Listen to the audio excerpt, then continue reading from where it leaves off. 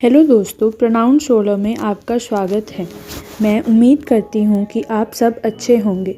दोस्तों, आज की टेक्नोलॉजी की दुनिया में हर रोज़ नए नए इन्वेंशंस हो रहे हैं और इन इन्वेंशंस के साथ हर बार टेक्नोलॉजी को भी कस्टमर्स और प्रोडक्ट की लाइफ को ध्यान में रखते हुए अपग्रेड किया जाता है।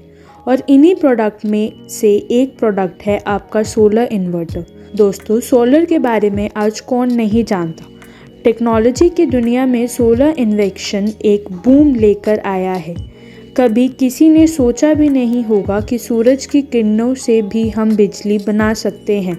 आज सोलर से हम सिर्फ अपने घरों में ही नहीं बल्कि बड़े बड़े उद्योगों में भी बिजली बना रहे हैं।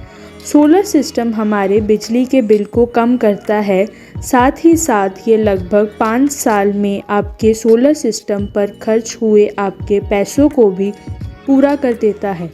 यानी कि 5 साल बाद आपका solar system free of cost हो जाएगा। तो दोस्तों, अब बात करते हैं कि सोलर इन्वर्टर खरीदते वक्त हमें किन बातों का ध्यान रखना चाहिए।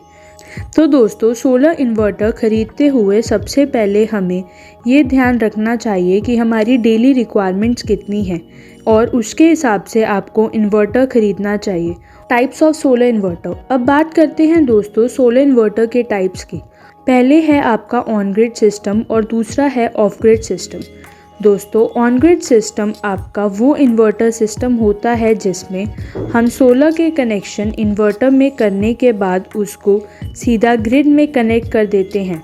और ऑफ ग्रिड इन्वर्टर सिस्टम आपका वो सिस्टम होता है जिसमें हम सोलर के कनेक्शन इन्वर्टर में करने के बाद उसको बैटरी से कनेक्ट करते हैं और फिर उसको ग्रिड से कनेक्ट करते हैं।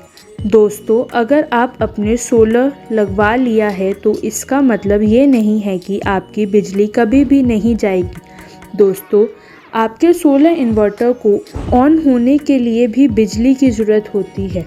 दोस्तों, ऑन ग्रिड सोलर सिस्टम में जब तक आपकी बिजली आ रही है तब तक वो आपको बिजली देगा। लेकिन दोस्तों, ऑफ ग्रिड सिस्टम में ऐसा कुछ नहीं होता।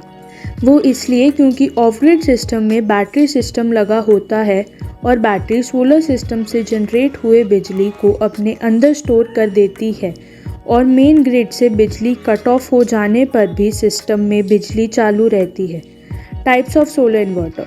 तो दोस्तों, अब बात करते हैं कि सोलर इन्वर्टर्स कितने प्रकार के होते हैं। पहला होता है दोस्तों साइन वेव इन्वर्टर। दोस्तों, हमारे घरों में जो बिजली आती है वो साइन वेव होती है। दोस्तों, साइन वेव जो होती है वो कॉन्टिन्यूसली अप और डाउन होती रहती है, वो भी एक निश्चित अंतराल पर। इसलिए जब साइन वेव जनरेट होती है तो कभी भी साउंड उत्पन्न नहीं करती और इसलिए ये सबसे बेस्ट होती है। दूसरा इन्वर्टर होता है हमारा मॉडिफाइड साइन वेव इन्वर्टर। दोस्तों, ये जो मॉडिफाइड साइन वेव इन्वर्टर होते हैं वो भी साइन वेव की सिद्धांत पर ही काम करते हैं, लेकिन ये प्योर साइन वेव जनरेट नहीं करते। इसमें से हमिंग की आवाज़ आती है जैसे कि आपने कई बिजली के उपकरणों में सुनी होगी। तीसरा इन्वर्टर होता है हमारा स्क्वायर वेव इन्वर्टर। दोस्तों, ये जो स्क्वायर वेव इन्वर्टर होते हैं ये आमतौर पर मोटर सपोर्ट में काम आता है। और दोस्तों, ये जो इन्वर्टर होते हैं वो कम रिलायबल और यूज़ करने में थोड़ा अनसेफ होता है। Warranty period. अब दोस्तों, बात करते हैं कि इन्वर्टर पर कितने साल की वारंटी मिलती है। कई अलग अलग ब्रांड्स के इन्वर्टर मिल रहे हैं और उन पर 5 से लेकर 10 साल की वारंटी मिलती है, जिसमें स्टैंडर्ड वारंटी पीरियड 10 साल तक का होता है और कुछ कंपनी इसको बाद में 15 साल तक का भी कर देती हैं। कैपेसिटी। दोस्तों, अब बात करते हैं कि आखिर इन्वर्टर की कैपेसिटी हम कैसे पता करें कि इन्वर्टर कितनी कैपेसिटी का होना चाहिए। तो दोस्तों, मैं आपको बता दूं कि इन्वर्टर की कैपेसिटी वो कैपेसिटी होती है जो हमें कॉन्टिन्यूसली पर यूनिट पर मिल रही होती है। इसलिए सुरक्षा की दृष्टि से हमेशा जितना घर का लोड होगा उसका 20 से 25% ज़्यादा कैपेसिटी का इन्वर्टर ही आपको लेना चाहिए। फंक्शन। अब बात करते हैं इन्वर्टर के फंक्शन की, मतलब हमारे इन्वर्टर में कौन कौन से फंक्शन होते हैं। तो दोस्तों, मैं आपको बता दूं कि हमारा जो सोलर इन्वर्टर होता है वो डीसी को एसी में कन्वर्ट करता है, क्योंकि हमारे सारे होम अप्लायंसेस एसी पावर पर चलते हैं।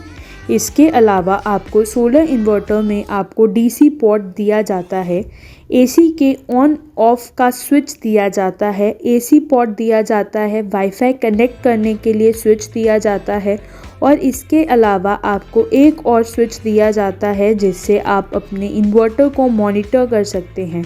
घर से दूर रहकर भी आप उसकी डेली कंजम्पशन जान सकते हैं। रेंज, अब बात करते हैं दोस्तों इन्वर्टर की रेंज की। तो दोस्तों आपको मार्केट में 2 किलोवाट से लेके 50 किलोवाट तक के इन्वर्टर आसानी से मिल जाएंगे। आप अपनी पावर कंजम्पशन के हिसाब से मार्केट से इन्वर्टर खरीद सकते हैं। तो दोस्तों उम्मीद करती हूँ कि आपको सोलर इन्वर्टर की पूरी जानकारी प्राप्त हो गई होगी। तो दोस्तों मैं ऐसे आगे आपकी ज़रूरत की चीज़ें लेके आती रहूँगी। ऐसी जानकारी के लिए आपको हमारे चैनल को सब्सक्राइब करना होगा और बेल आइकन को प्रेस करना होगा और साथ ही दोस्तों हमारे दूसरे सोशल मीडिया अकाउंट्स पर भी हमें फॉलो करें। धन्यवाद।